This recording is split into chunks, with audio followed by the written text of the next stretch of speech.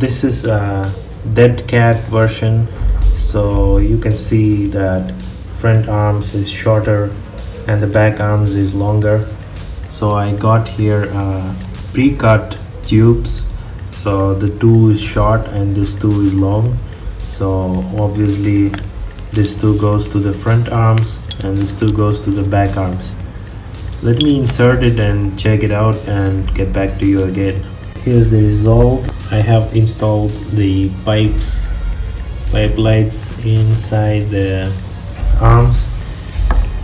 So important thing to notice is it should be flush with this edge, because there will not be any physical contact with the LEDs. It will just hit straight in this pipe, and that is how it's gonna light up. And whatever extra pipe is there, we can roll it inside here.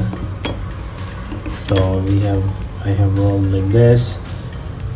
So this middle part will be supposed to be a little bit brighter, so that is how we can make these things to light up as well.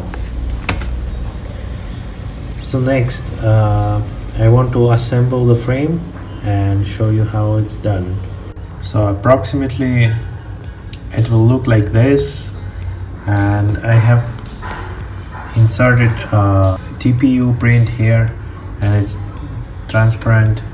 So there's this LED unit which is having LED on the bottom and all four sides. So this is the thing which will light up the tubes, and this is the thing which will light up this TPU.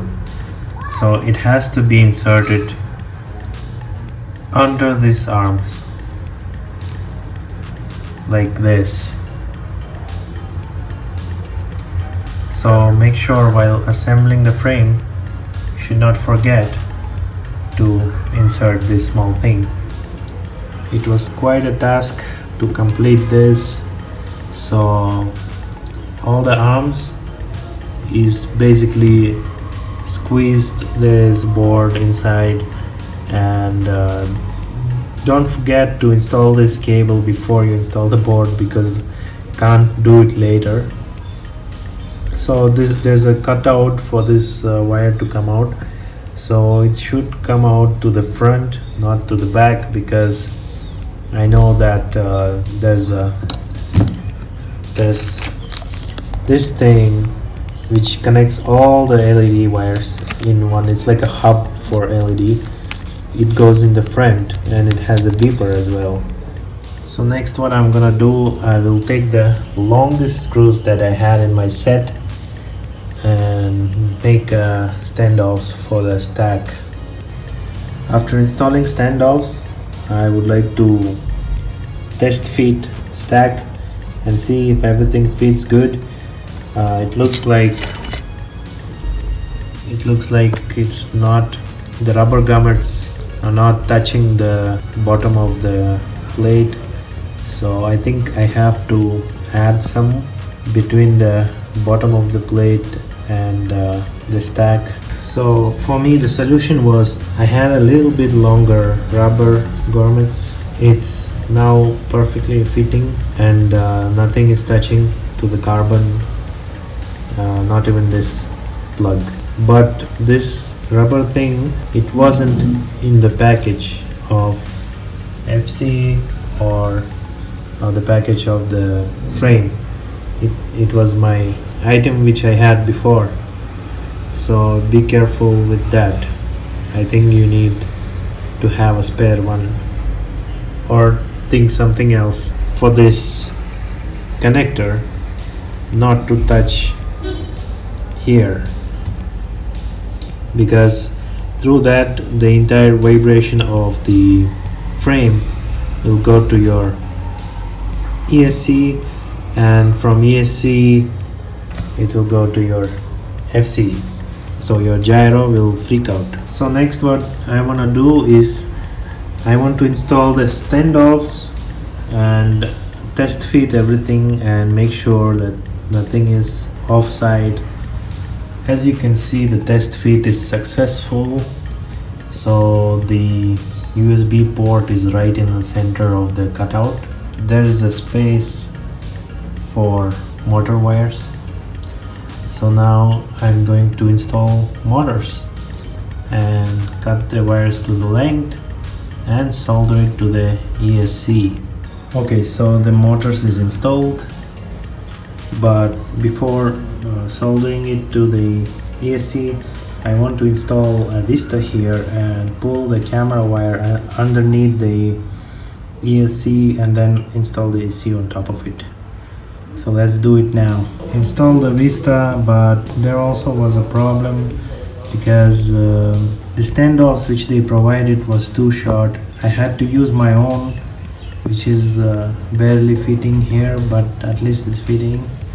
And I had only 3, so one I have used the one which is provided, but as you can see, it's not coming out, barely visible inside the Vista. It's pretty secure in 3, and if you remove this nuts below, then it will fit, but without this nuts the USB will not be in the level of the cutout in here. There's no other choice, we have to lift it up, and if we lift it up the standoffs will not be enough. So this is my solution for the problem. Also, ESC has a capacitor which is facing inside this hole, so you have to be careful with this wire. So now I'm gonna install ESC and pull these wires through this thing. Prepared the ESC, all the pads is tinned. So now I'm going to deal with the cables of the motors. Installed and soldered the motors. Now is the time to solder the ESC to XT60 wire, but the wire that came with ESC is already pre-soldered, and we needed to make it at this one piece. So even if I take this and cut, I think length will not be enough, so I have a cable here that I will be using. Okay, so done soldering with the XT60, secured here with the hitch ring, and here very important to solder it upwards, because if you solder it otherwise this piece will not let it pass through, and it goes like this. So I will do a quick test now, first with a multimeter and then with the battery. So I have tested ESC while plugging FC as well.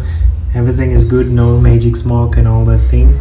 So I'm ready to wire up Vista. So in this FC there's a plug and play for air units. I have downloaded a manual for this FC. So it says that first pad is 5 volt, and that is something to keep in mind, because usually first pad is the bad and then it goes like that. You need to wire up second pad from down to up, second, third, skip the fourth, and then fifth and sixth. I got a wire here, so it's fitting this plug perfectly. So as you can see, the pad number 1 is skipped, then power, ground, and then these 2 yellow and white wires I have to shift one pad to the left. So this is how it's done. The wire was barely enough, so you need a really long wire for this. So here's the plug and here it's a solder. Next I want to deal with the LEDs. Let me check the wiring diagram and find out how to wire it up. So I installed the LED module and plugged the first LED, which is this one. This is left side, right side, left side panel, and this is goes to FC. So let me see if they provided this wire for the FC. And FC also has a plug for LED, which is that bottom plug on the left side. I found the cable, which is this one. This side is big and this side is small, which goes to FC. In this frame there's a special compartment here for receiver, so I have pulled the wires. I will solder the receiver because I already installed Vista, so I cannot do it other way. This plug goes to this plug, and these wires will be soldered to the receiver, and the receiver will go inside here. So the receiver is inside, and from here we can access bind button right there. So I faced another problem here. This 3D mount is for analog version, I guess, because it has a place for SMA connector, but we have here a UFL connector, and this antenna is like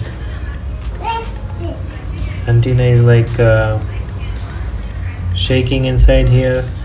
So I got a solution here. I will pass the antenna to this side hole and see how that works. This is how it looks. I feel like it looks amazing, kind of unique. And this is a Tracer VTX, so there's a 2 antenna holders for Crossfire, so I put both of them in one each. This is the power cable, which goes like this, and there's a top plate for that, which I'm going to put, and install the camera and plug these 2 LED lights, and the build is done. We'll get back to you once it's ready.